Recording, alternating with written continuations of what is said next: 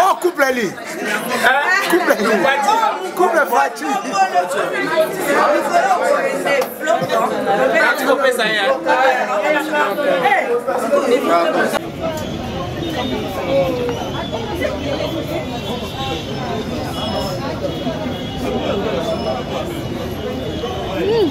Amat.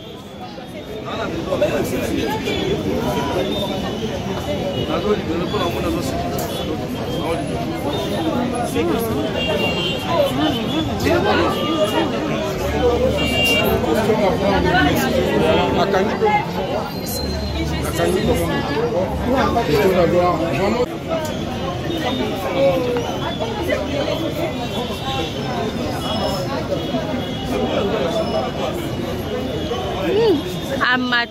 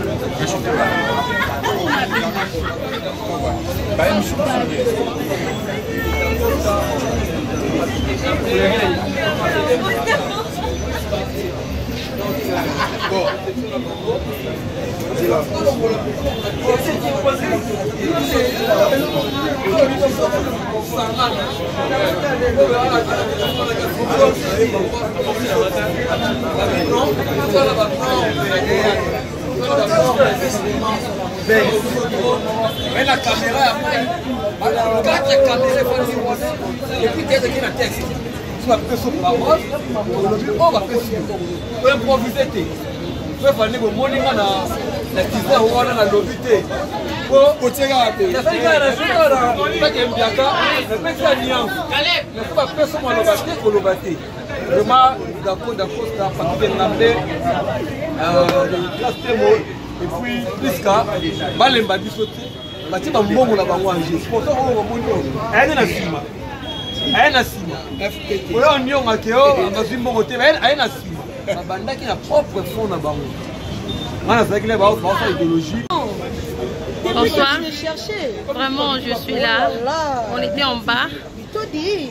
Tu étais parmi invités. Je veux dire, tu es parmi invités au Baye. Par rapport à lancement officiel, il y a film buzz. Autant quand même extrait dans la statue, dans les réseaux sociaux PDG Koti. Pour ça, parmi les artistes, c'est où je vais jouer puis la buzz, je vais être.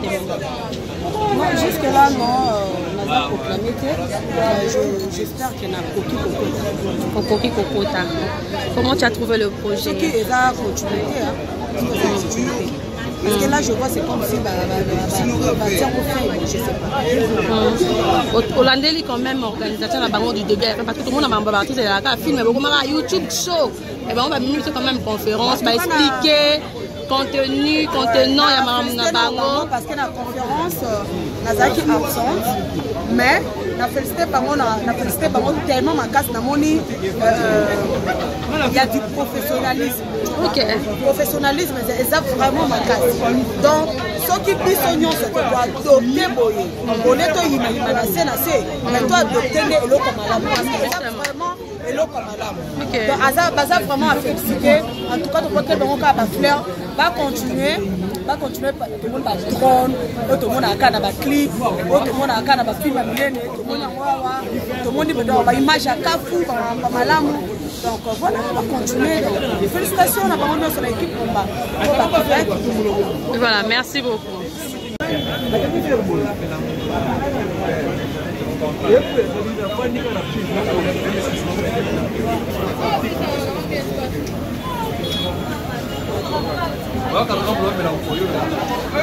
À devenir. Ouais. Merci. Merci également à Fallon Todi. Merci à vous tous. La presse, sincèrement, vous avez assuré. Ouais. Vous avez assuré, merci.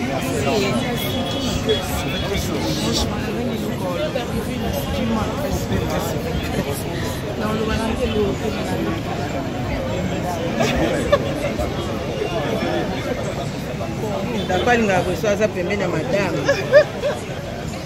D'accord, il y a besoin de pembeni à madame.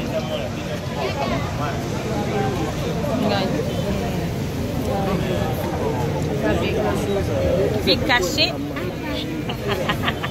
Caché déjà. Dada, tu étais là. Moi, vous avez poussé dans mon Journaliste.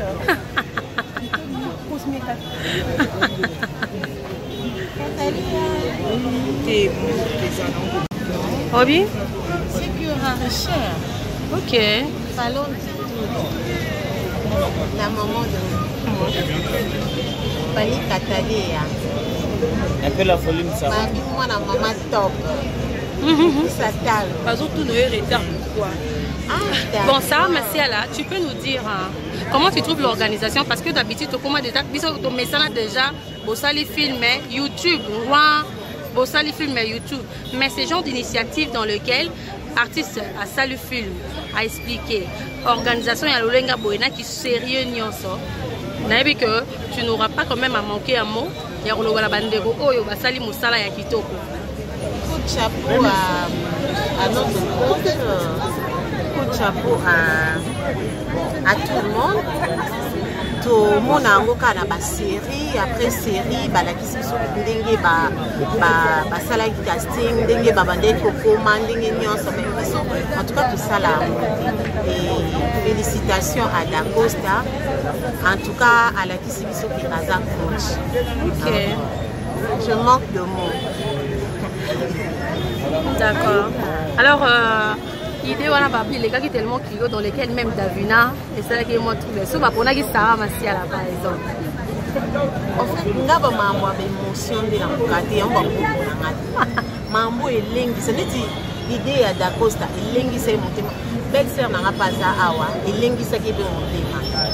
Je pense que mon bali n'a pas eu mon aïe Mambo. Donc, Da Costa, si, Da Costa c'est un coach. Ok. Aïe on va déjà préparer la nuance. Alors Sarah, tout le monde a critique sur YouTube. Eh, actrice boy, article nous libanda. Tu côté la on a banaté, mais na série buzz. Tout le monde peut embrasser au vrai sens du mot. Tu penses public na bino o ba message na makambo ya bongo te. Ba ko yamba bino na motema moko. En fait, il faut pas mettre ça parce que tout l'ingato ça la makambo ya sika. Zomona. Et ça la carte tout ces pilatos, son baraba abonnement, tout ça novela, c'est tout. Au moment où biso moto ana ba talon na biso ya makasi. Et Da Costa a foulé nzela na yebiki a foulé nzela pour na biso. Et lobby peut-être ezaki lelo Davina ou ezaki Priska ou ezaki Grâce. Mais peut-être lobby so nzamba sungi ko za pinga. D'accord. Donc ils ont salo na critique, bengir, ils ont salo to pour na donc donc ton sima tous à la artiste et loko wana bakola biso ingir bakola biso critique bakola biso donc tokoki ko banda kolanda na nyonso. Mais par contre il y a des collègues na bino misusu ba comme même na presse parce que basali ba critique d'une façon négative. Et on a mambo na bien ngote plus na lobela mam na ngai. D'accord, merci. Elle fait partie des invités de cette très belle journée où on a biso ba comédien ba organiser qui pour un lancement officiel il y a ce rubeuse. Alors Aïda, par rapport à style de Genayo, tu penses vraiment si Aïda a été contactée à faire partie de Masano ya base, je veux dire Olingon dit on a facilité parce que ah balobi ça limite bisous tout si ma plus donc non tu n'as pas et tu la musala. Biso on va beza bise ya bise Eliana Mbanga. Ya. Tozala baba makamu toni banda tozala babanga. Azonga pe azonga. Alors, musala. Musala. Eza musala. So ba benga ba bikoye, musala ko boye. On respecte musala hayi. D'accord. Alors, organisation, comment tu as trouvé? Oui, c'était bien. Les bandés, les bébés canés qui étaient là, Basali, le comment pour Bissoni, surtout les total, tout le monde qui est bien. Et tout le monde a vu le combat là, mais quand tu vois là, on a nettoyé parce que ce qui est là qui buzz, il y a buzz. D'ailleurs, malgré ça, il y a un doutil. Il y a un doutil. Non, on a un doutil parce qu'on a eu capacité à d'accord, ça la musala est bien.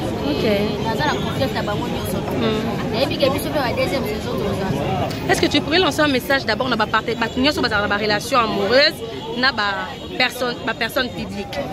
Message dans le parce que toi, ça me pas supporter.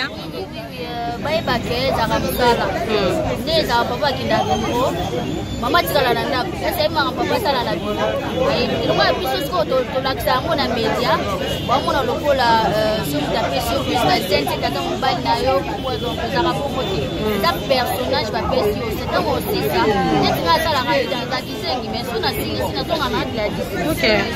Donc les lots par rapport à les lots qui Gladys. Ouais par rapport à les lots auto aussi hein. Ouais et ça soit des galettes. Hein? Des galettes. Galettes c'est comme ah ben oui, hein. Je suis en train de filmer maintenant les artistes qui ont respecté au moins Teni. Tolo Belango. Hein? Aïda, très bien habillé. L'autre, tout va monter. Il faut respecter Teni donc dans les bancs. Chic. Je suis avec Dada International, l'une de nos grands artistes. La seule qui a hérité Musala et vraiment, je vais dire Dada International. Tu auras un mot par rapport à ce qui s'est passé aujourd'hui? Je ne peux jamais manquer à dire quand même. Pour Nangali, par rapport à Musala, donc je aimais l'idée, organisation, tu vois, quand on parle de conférences de presse, des fois, et dans la signification et mais on est venu quand même, de son toit qui est un point de presse, et puis, la soirée des galas, on va respecter quand même. On va vérifier si tout le monde a respecté, si tous les artistes et comédiens. Tout le monde quand même, mais au moins 80% je crois, il y a pas de respecter, et puis, on dit qu'à bravo à l'artiste. Ok. Fallon Nabitote. Bonsoir.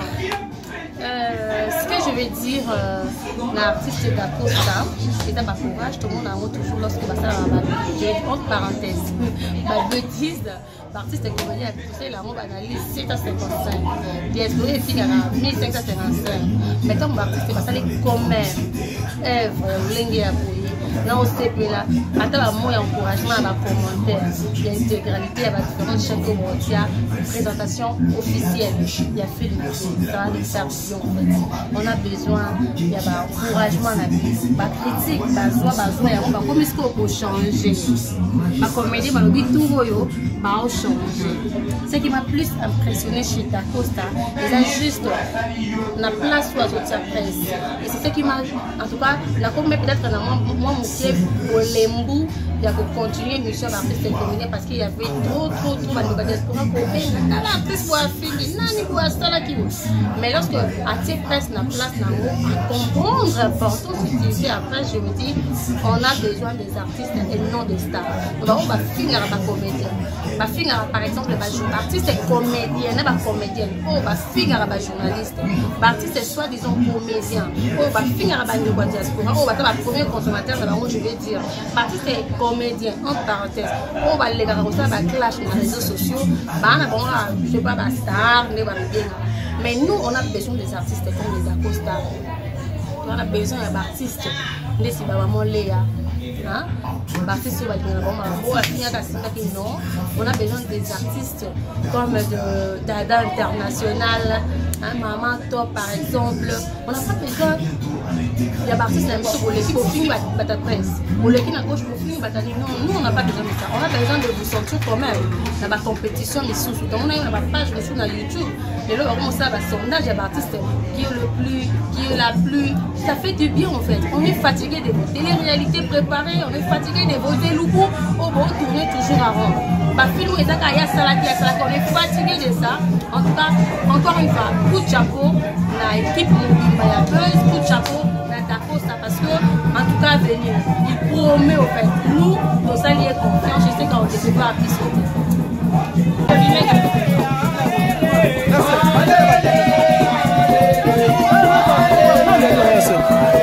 Voilà toi.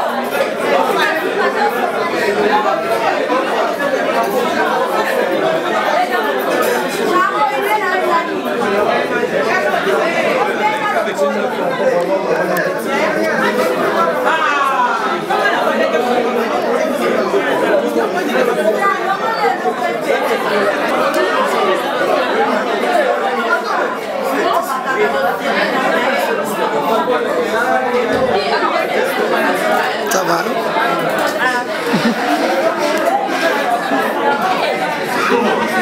Mbappé.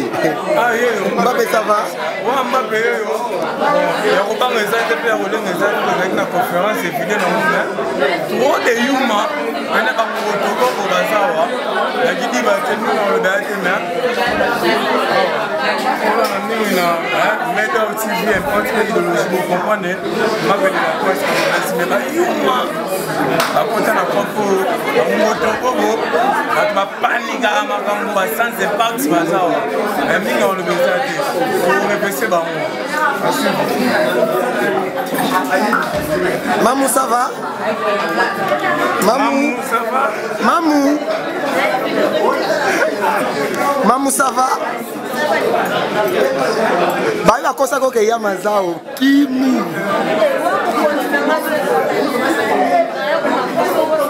Ah?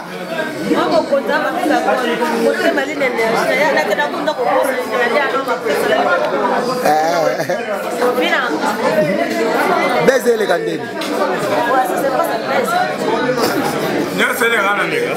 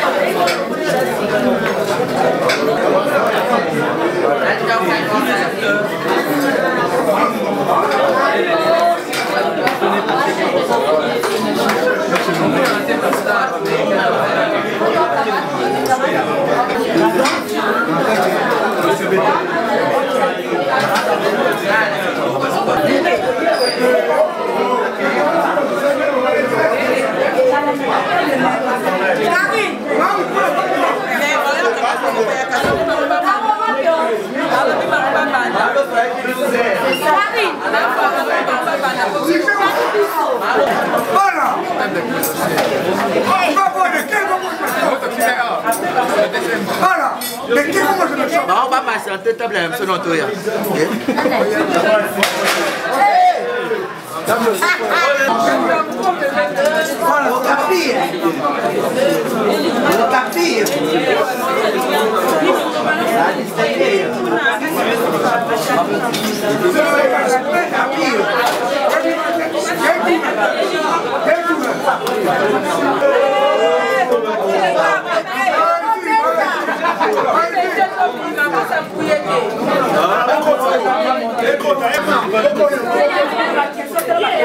Bon, là, ça prise Kako à... Passez comme ça. Excusez, écoutez la on ne sait pas plus qu'à ma casse. Bon, on se comprend l'autre.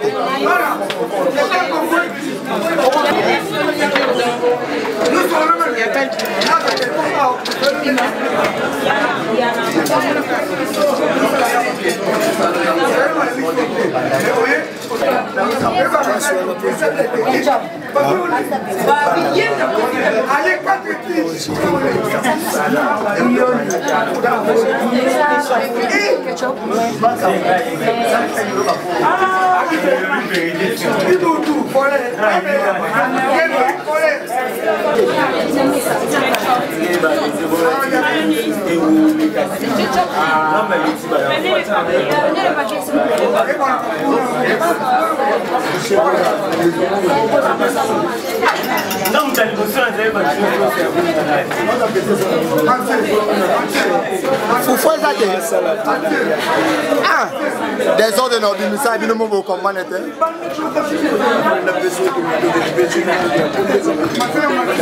Si vous avez un sabre, il y a des troubles dans l'Insa.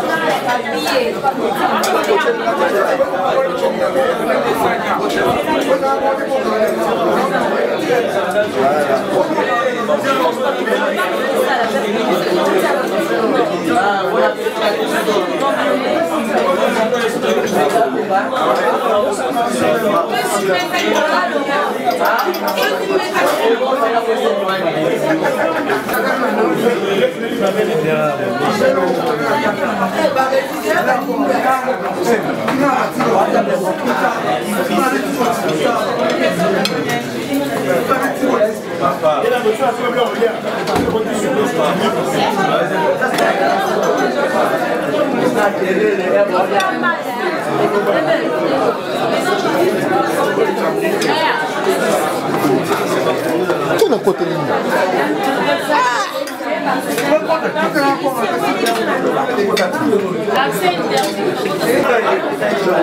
Je mets ça. Non, c'est pas dans le bâtiment, parce que ça pousse qu'à thé. Poigne.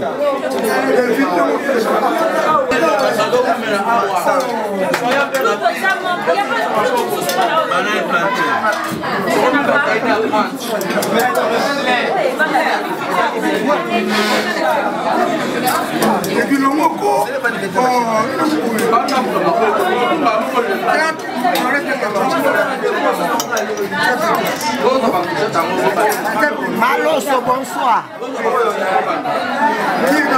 Mais c'est déjà la